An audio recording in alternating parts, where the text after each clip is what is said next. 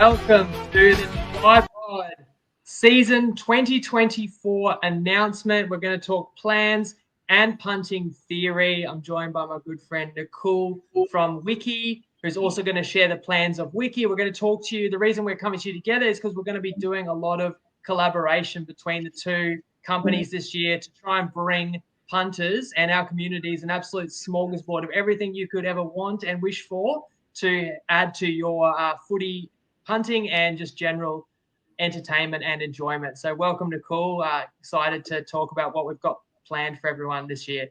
Awesome, man. Look, thanks for having me on. Super pumped. I feel like there's so much meme potential with so many WWE, WCW. There's just so many opportunities for memes. So we might have to do a little bit of a giveaway at some point if we do get a few memes up there. But pumped for season 2024. And I've been following your stuff since pretty much year one, maybe year two, since about 2016. So pumped to be on here and a huge season coming up. Absolutely. So some people are going to think, oh, this is the season preview. This isn't season preview. I can tell you right now, doing that on Tuesday. This is season announcement. Want to let you know if you want to follow what I'm actually going to be involved in, what Nakul's going to do, what the TryPod's going to offer, where to find it, when to find it, where you can interact with us. And we're also thought, let's make this a very useful pod. Nakul's been had some burning questions for me. He wants to ask me a bunch of punting theory and pick my brain. So I said the second half of this, we're going to do about 15 minutes of punting theory after about 10 minutes spent on announcements. So I'll kick us off.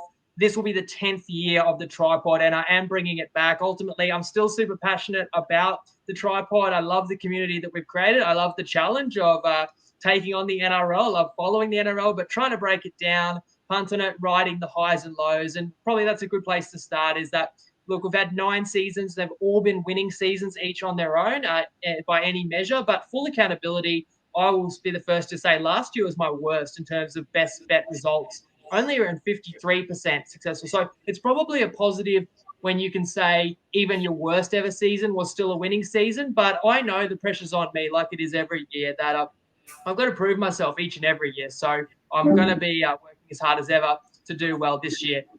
So there will be a couple of shows a week, previews and recaps, and plenty of tips, multis, and best bets coming again to everybody in 2024. Nakul, give us a snapshot of what Wicky's delivering. I know you're going to be back bigger than ever this year. Yeah, man. I feel like you're the OG in this space, and I'm one of the new kids on the block. But it's been a bumper 12 months for us. Before I go on a whole speech about everything that we've done, I don't want to do that. I'll get into 2024. Obviously, everyone's from Wicky. People are mainly keen for try-scorer tips. So I'll tell you the main stuff that we're going to be doing. There's a whole bunch of other stuff that I'll chat through later. So first things first, if you're following our stuff, you know that we do sort of try-scorer stuff after Tuesdays when teams come out. All of our stuff this year is going to be centered around Wednesday evenings. So Wednesday evening, 6 p.m., I'm going to do the preview pod. I'm going to purposely pull sort of like a half an hour pod together. I'm going to do it live stream just like we are now. It'll be all over socials, all that kind of stuff. So 6 to 6:30 with the Punters preview pod, mainly looking through try scorers for every single game. I'm going to change this up a little bit, try to have sort of more of a look at same-game multis. Not doing them myself, but helping you put them together at that time. Maybe talk about which edge might be good against another edge, all that kind of stuff. And obviously what you guys know Wicky for, which is the long odds try scorers. So all that stuff is going to be around 6 to 6:30 on Wednesday evening Sydney time.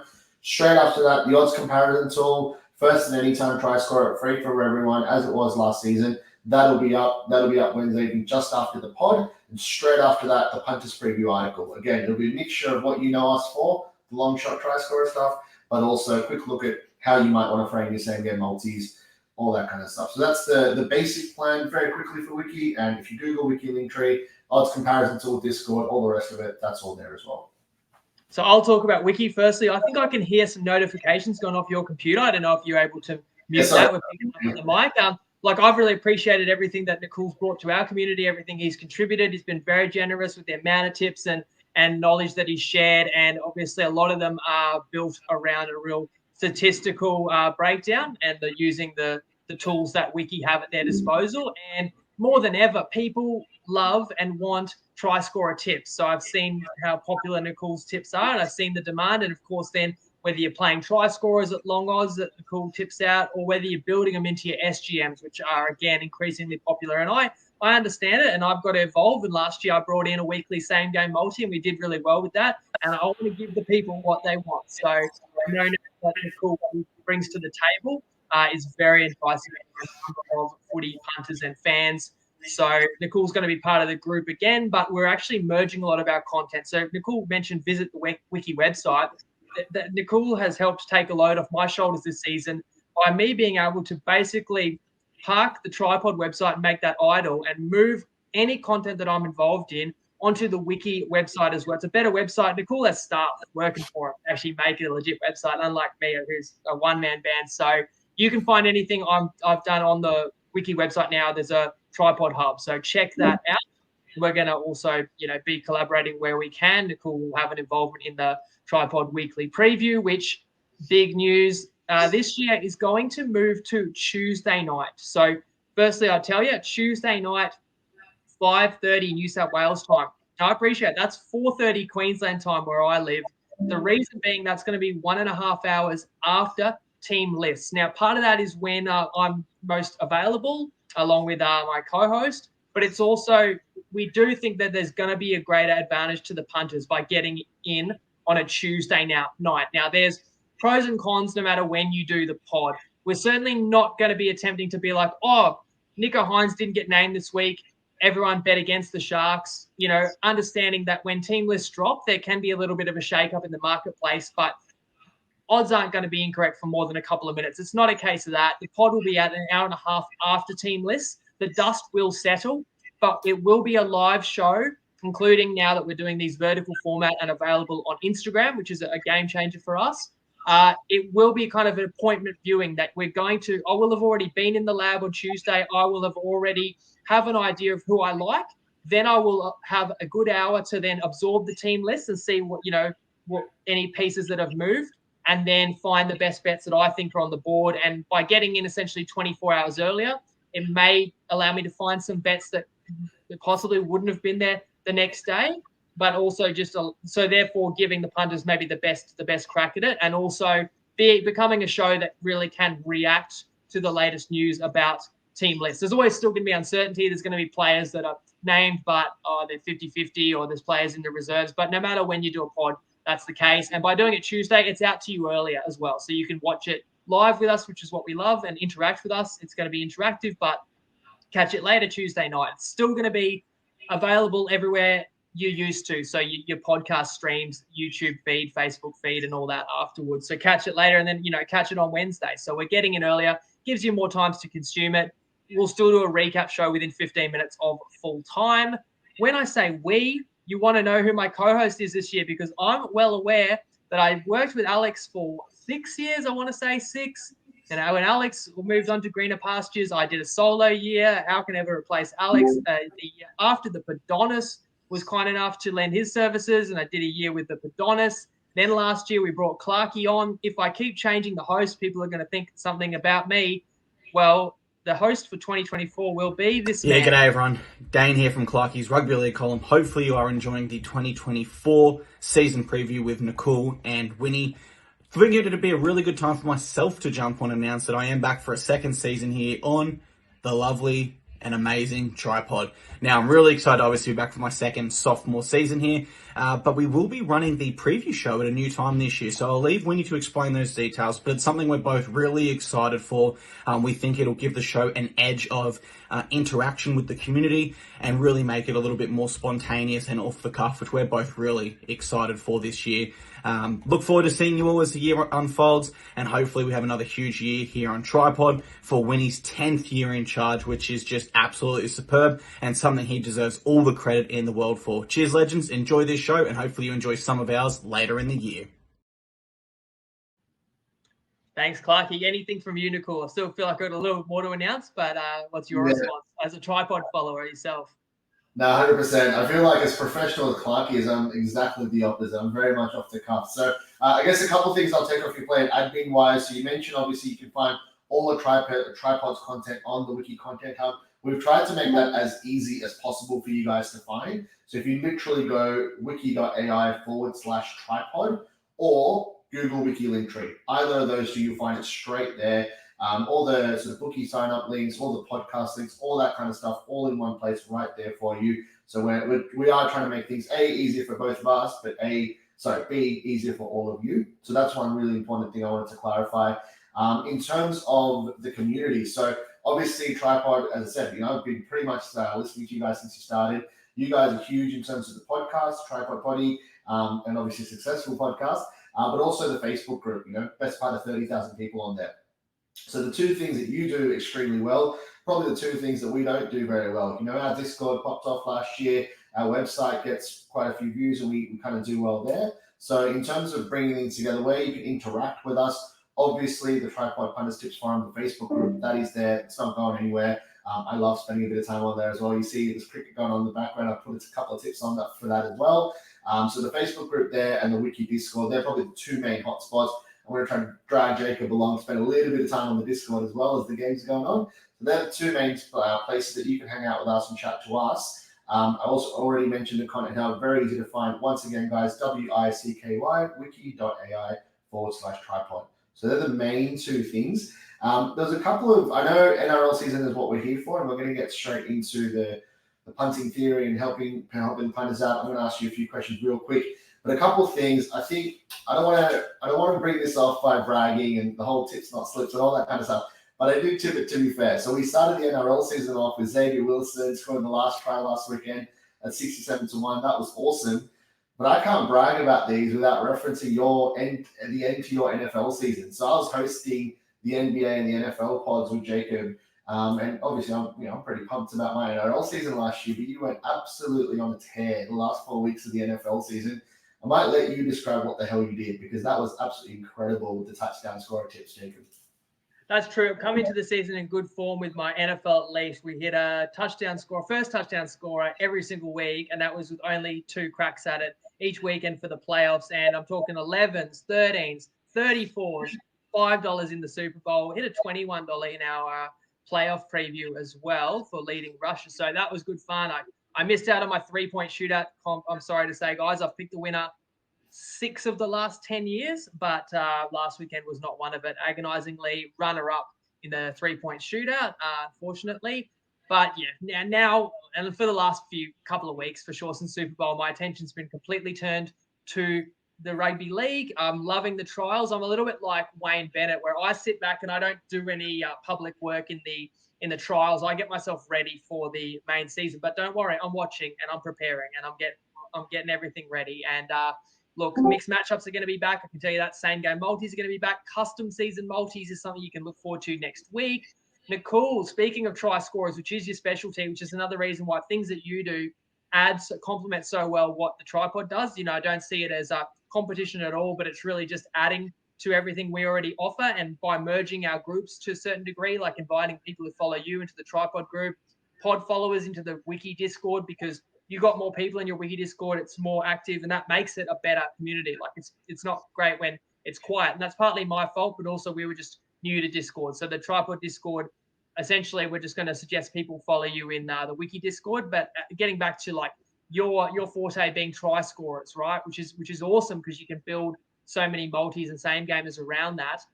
We're going to give you the mantle of picking the 2 out of 3 ain't bad. Now I've got to give a shout out again. NFL, my man Nettie went bananas, 68%, and this is like around 250 average odds all season long. NFL picking 2 out of 3, basically picks 3 touchdown scorers. At least 2 have to hit to win. Toppy's going to bring that back to us this year with NRL. They're suckers for punishment, and Nakul will be picking those 3 try scorers based on his model. More that I want to say, actually, more that I won't even announce today, but just exciting stuff to come. But Magic Round, we're going to have an event, and there will be an opportunity for people to win tickets through the year. So that's exciting. I did a post in the TryPod group today. It basically said Better and Top Sport are supporting us again. And if you have an account and you haven't used it this year yet, I have good news for you. Get in touch with me at Jacob Wynn or email trypodbetting@gmail.com and let us know your account details. We will see what we can do. Look, that's really everything I wanted to announce. And what did I say? 15 minutes max for announcements. So unless you got anything else, Nakul, I want to hand you the reins for the next 15 minutes of this show. No, sweet. I think we've hit 15 minutes absolutely bang on the dot. That was perfect. No, I think I'll get into the punting theory stuff in a second, but I think I'll just finish off with I think we wanted to, it's been really cool actually having the opportunity to work with Jacob over the last year or two, especially. And as I said, everything will all be in one place now. We do have our separate businesses, and obviously we have our separate strengths. But I think it's a really good opportunity for our communities to sort of get together and check out both Jacob's stuff if you're a part of Wiki and vice versa. Super excited. Google Wiki Linktree or wiki.ai/TryPod. We've loaded a couple of things in there to get started, but as Jacob's episodes with Clarky start from next Tuesday for the Vegas games, they'll all be on the website. So that's it. End of story. Huge season coming up. There's a whole bunch of stuff we haven't even mentioned that I'm really excited to get into, but we've got to pull the plug somewhere. So guys, for the next sort of 10 to 15 minutes or so, very quickly, I'm going to ask Jacob a few questions. The point of this, guys, I'll be super honest. Like growing up, I used to always punt mainly to make money. Like obviously you want to have some fun on the punt, but as our community grew from 300 to 3,000 last year in just a few months of the NRL season, I'm actually getting old as well. I'm in my early 30s. So seeing how younger people punt, and especially like some of the behaviors around sort of same-game multis or just sort of ridiculous punting at times, honestly got me a little bit concerned. And the way that I punt is quite niche, and obviously the way Jacob does it, everyone knows and has known him for the best part of a decade now. So I thought it's probably a better idea for me to ask Jacob some questions. So thanks, Jacob, for taking a little bit of time at the end of this pod to go through this. So the way I thought we'd start all of this is I've kind of been on the journey with you for most of the time, but a lot of the people listening to this might not have. So I thought a cool way to start this would be, you started all of this with a friend of yours. I believe you and Alex were friends and sort of started the pod together, right? So how did it all start for you guys? Like, obviously, yeah, everyone grows up watching rugby league, but not many people have the idea to start thinking about lines and totals and trying to tip it publicly, right? So how did the idea come about firstly?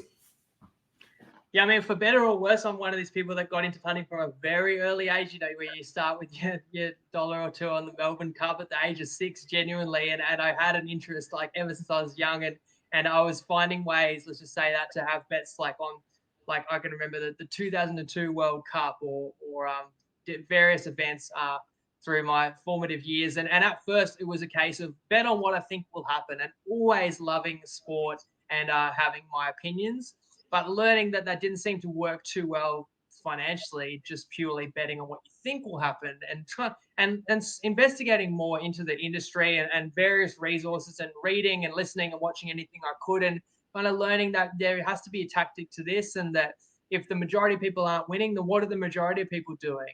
And therefore, what are the bookies doing to kind of shift the odds in their favor? And ultimately come down to trying to bet on advantages that aren't easily seen or not seen kind of on the surface level. And I've really had an obsession with trying to find bets like that. Since a very young age, and always loved rugby league, and I still think it's the most entertaining sport. And I've always been a diehard fan, and I was a diehard Broncos fan until I did forsake my loyalty for the good of the pod in 2015, as I've told many people, just to be more unbiased. But last year I did pick up the Dolphins, and I think I still juggle that. When did you give up your loyalty to the Bronx? Was it the start of 2015 or after 2015? Yeah, no, it pretty much was the start of 2015. And I mean, that was the first season we did the pod, and I actually tipped the Cowboys to win the comp at $7 just before the finals. And my mates were sick to their stomach when we all watched the grand final together. And I was cheering that Jonathan Thurston field goal as much as anybody else. And my mates were, they thought it was despicable that I'd turned my back on Brisbane and that I wasn't heartbroken like most of them were. So that just kind of talks about what kind of sick individual I am. But I've always said I love my team, but I love money more. So that was the case. And doing the pod with Alex, and I've told this a lot of times, but we're both really into it, and we used to just chat to each other every single weekend who we were betting on, why we liked it, and then occasionally we'd share a tip or two in a group chat, and people would kind of notice a trend that we seemed to be onto things more often than not, and then they wanted to hear why we were picking things. So then we started sharing our thoughts with our mates, and then for fun, we recorded an informal podcast for them because we were fans of pods pretty early when a lot of people probably hadn't discovered them yet. And then it grew to other mates saying, I heard you recorded something. Can you send that to me? And so we said, let's make a little Facebook page out of it. That was 10 years ago. It was, just to be clear, it was 9 years ago. This is season number 10, right? And here we are. And I've told that story a fair few times, but that's basically how it began. Yeah, sweet. Okay, well, the reason I asked that is because whenever people like interview people or whatever, they always talk about now. And well, holy shit. Like, obviously, if you're doing a good job for 10 years, it's going to be clear that you're doing well now. It's always interesting to see how things started, right? So if I pull you to this year, now, obviously, you're not going to reveal all your secret sources, right? But like, how do you sort of, just on a high level, how do you sit down and sort of break apart a game? Like, what are a couple of the key factors that you think about before deciding to take a line or a total or a first half line or total? Yeah, I don't really have any secrets. I can say that. Like, I feel like you've got to be as good as possible, and you've got to bring as much to the table and as much value to people who watch you as possible. You can't kind of have your secret ways of finding good bets and then just filibuster for an hour or just kind of fill and talk about the game in general. You really want to give insight. And I'm as aware as anything, people who have followed for a long time, like yourself, Nakul, like, it gets stale if you're not innovating and if you're not getting better and if you're not explaining how you are elevating and improving your process. So I'm very aware that I need to be better again every single year because the marketplace gets sharper, and it's partly TryPod could be having an influence on that there's bets over the years that we've shared that you can't get them anymore. And partly because we knocked them off. A really simple one is we could just like clockwork, we could play any game that had a total under 40 points. We could basically play no try first 8 minutes. And we knew that would win like 55, 60% of the time because the bookies just had it as a 50-50. 50% of the time in rugby league games, a try scored in the first 8, 50% it's not, roughly. And that's why that was always a 50-50 market. But what the bookies didn't really factor in was it's much less likely in the low total games. And if we liked a game under and it was a low total, and especially if there was weather, like that was just an easy one to play. But you'll never see that now. You never see kind of low total games. So, I mean, there's so many great bets we've found over the years, and that's just one example of many that are not as easy to find. So you want to keep winning, you got to keep finding new edges. But in terms of my process, like one thing you can't replace is just watching every minute of every game. And I've done that for a very long time, and I always will do that. There's no shortcuts with that. So seeing everything that happens on the field, because if you just see the highlights or you just hear about a game, you might not always get the full picture. I understand not everyone can do that. And I do hope I can always be a conduit to people that if you didn't get to see the round, but you catch the round recap, I'll tell you anything that really stood out to me. And I'll tell you some things that may not have been obvious to others that did stand out to me that I think we can take forward. So catch as much as you can. And I still love it. And I still love watching like the press conferences afterwards, even though sometimes the coaches don't always give clear answers. I feel like some insights can be gained. I listen to what other people say, I read, I watch plenty of other content, but ultimately I'm building up a framework, a map in my mind of each team. Then I'm going game by game for a given week, and I'm looking specifically at the matchups, and I'm looking at where I'm starting to see edges existing.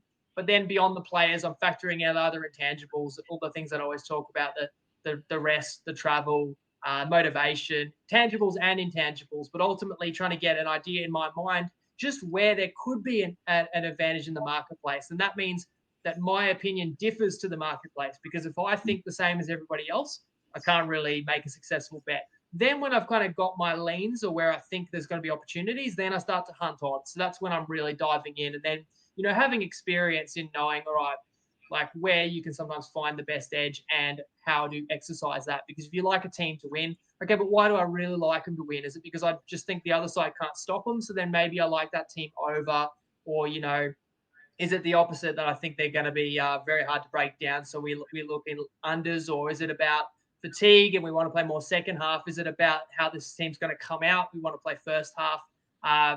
Trying to execute and also trying to explain that hopefully as well as I can to everyone that is kind enough to tune in.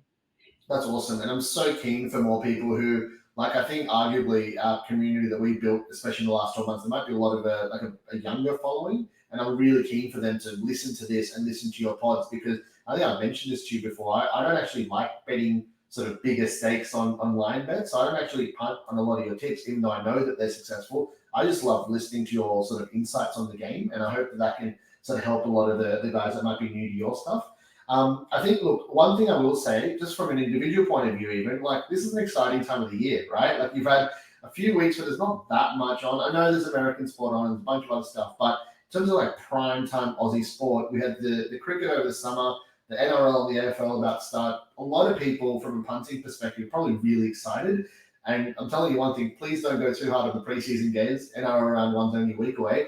But a really good topic I thought to bring up, because this is something personally that I'm not an expert in. I've never been an expert with this, managing bankroll over the season. So if you don't know what bankroll is, essentially like how much money are you willing to punt or to lose And thinking about that from a 7-month perspective, like for the whole NRL season, is kind of hard. So even if you had some high-level thoughts, I know everyone's different, but I'd love to hear from you, I guess, what your advice would be for people who are obviously trying to gamble responsibly and all the rest of it. How would you approach that from like an NRL season point of view? Yeah, I think you established it well there, that it's a set amount of money that you have to be willing to lose. So it's an amount that you're going to put in, and in how you view that money is up to you, depending on the way that you punt. If you believe it's an investment because of the strategy you're going to punt, and your goal is to increase that sum by the end of the year, but it can also be seen as an amount that you're willing to kind of spend on your entertainment, because having $20 on a game, and even if it's a 50-50 bet, you're going to win roughly half the time at $1.90, even if you just flip a coin to pick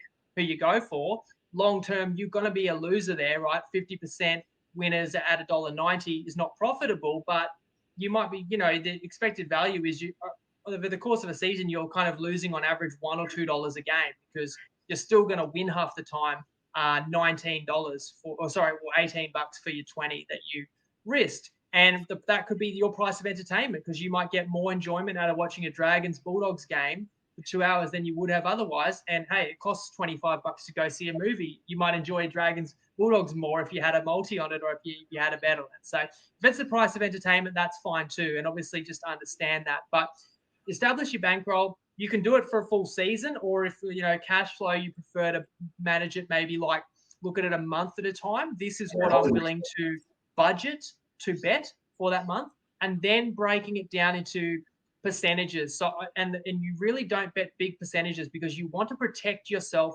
from ruin. And that goes for whether you're a sharp punter, because even sharp punters that have an edge can still have losing streaks. And the last thing you want to do is blow your bankroll and then lose all that opportunity. But if you're not a sharp punter, you're recreational, you still want to make that cash last as long as it can, so you can extend your enjoyment. So you really only should be betting probably to risk about 2 or 3% of your bankroll for any given kind of 50-50 bet. Or maybe think of it like bet an amount that would win you 2-3% of your bankroll. Now, if you're putting on longer shots, I think it's okay to win slightly more. So like maybe you look at it and go, my bankroll for the month is, let's say, $1,000. Now that's pretty big, but I'm just saying maybe to help it visualize. If you've got 1,000 for the whole month, and you want to put a multi on, I might be happy to be able to win 5 to 10% of my bankroll. So if my bankroll is 1,000, then I could have a multi on that could win me $100. So if I'm betting something long shot like a 20 to 1, then I can have $5 on that. If I'm betting a 50 to 1, I can have $2 on that. If I'm betting 100 to 1, I'd have $1 on that, based on 1,000 bankroll. If I was betting a line or a total though, and it's a 50-50, then I'm saying 2 to 3% of that 1,000. So I'm talking about $25 on a head-to-head. So that's how I would stake, and that's going to modestly climb. But remember, you've got to keep it responsible, and you want the ability to grow without still having that protection from a losing run. So think of it in terms of percentages of your bankroll.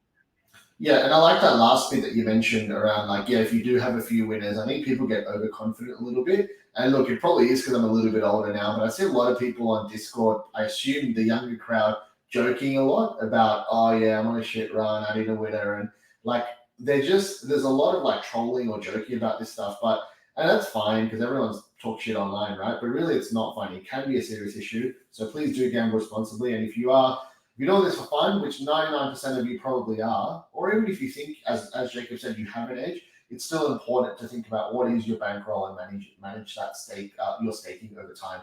Gold. Last thing, I know we've only got a couple minutes left. Multis and same game multis. Jacob, I think when you and I probably started punting quite a bit, maybe 10, 15 years ago, this either wasn't a thing or it wasn't very popular, right? So same game multis definitely went around. And now people who are, 18, 20, 22, they get into punting with their mates, and it's all about multis and same game multis. My overall attitude on this is pretty negative, but obviously you do need to punt for fun. So I'm going to leave it to you. What would your sort of overarching advice be on same gamers and multis? And if people do want to put them on, how would you sort of, guide them in terms of how to get started with them? So one like novel piece of advice, I completely understand. Risk a little to win a lot is very appealing, and that's fine. And I'm not going to say, oh, like multis are stupid. Like there's plenty of application for multis.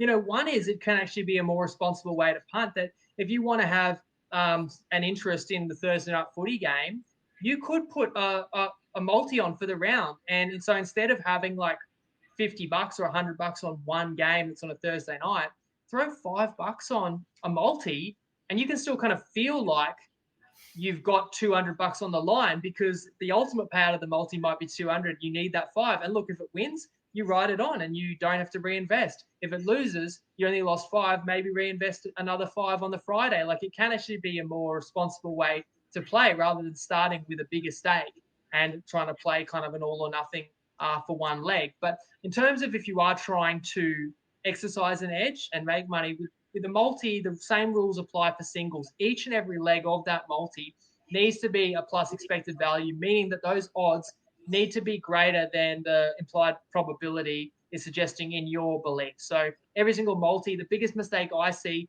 is people saying, I'm adding this leg for a bit of value, and they're putting in legs to their multis that they would never bet as a single. So a team to win at $1.25 here, a team to win 13 plus at $1.40 here. The logic is that should win. And it's not a good bet as a single. Like I'll get laughed at betting that as $1.40, but in my multi, it boosts my multi 140%. So it's a good bet. Well, no, because a multi still is a series of single bets. You are rolling the winnings into the next. So if it on its own wasn't a good value bet, then it's taken away from the expected value of your multi. It's not a good bet. And same gamers, it is a lot harder to see that, but it's the same principle that each and every leg I put into a same gamer has to be increasing my positive expectation.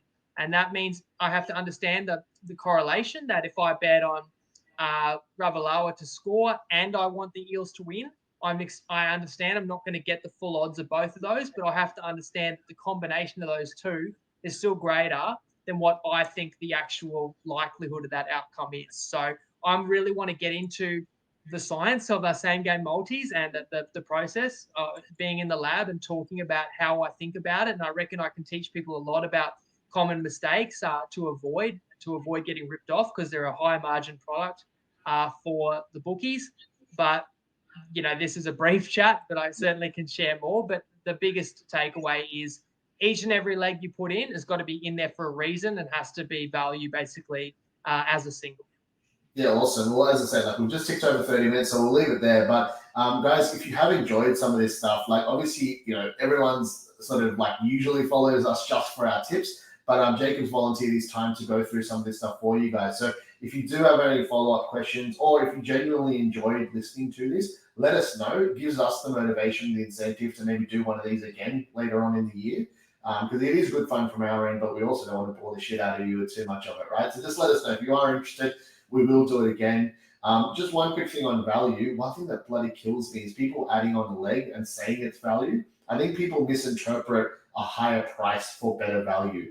Value has to mean that the price is actually higher than you think it should be. Value doesn't just mean a higher price. I promise I'll stop there, but it's just something that I'm really passionate about. I was literally going to call this company value, and I ended up calling it Wicky. So it is something I'm super passionate about. And obviously from Jacob's built his brand with TryPod for the last almost a decade now, pretty much a decade.